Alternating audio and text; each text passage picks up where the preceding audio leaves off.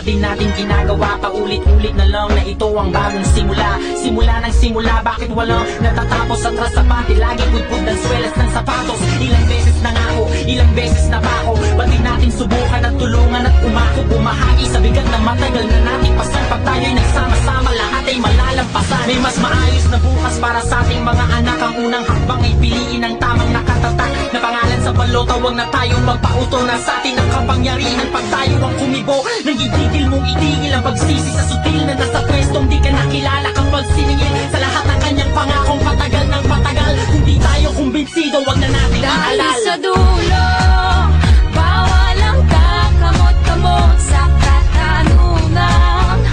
Harap-harap ang iabot, sinong pinili?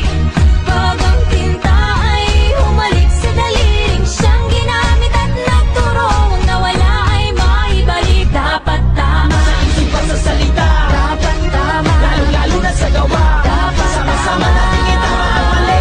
Ng ang bayan natin makabangon muli. dapat tama, Sa isip at sa salita, dapat tama, lalong-lalo na sa gawa.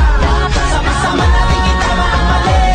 Ng ang bayan natin makabangon muli. dapat Itama tama. natin ang gabay, huwag na tayo magreklamo. Itaas ang kamay ng gusto ng pag-asenso. Balikat na magkakapay, hindi tayo susuko. Malakas na boses, sabay-sabay marami. Itama natin ang gabay, huwag na tayo magreklamo. Itaas ang kamay ng gusto ng pag-asenso. Balikat na magkakapay, hindi tayo susuko. Malakas na boses, sabay-sabay mangako. Walang magpapaloko, wala nang manluloko. Ang mga botanteng Pilipino ay di mga bobo lumiyak pag madilim. Ituwid ang tiwali, hindi ganun kasimple to. Di kailangan magmadali, ang tiwalang inagaw sa tao ng maning-mani. Kahit saan natin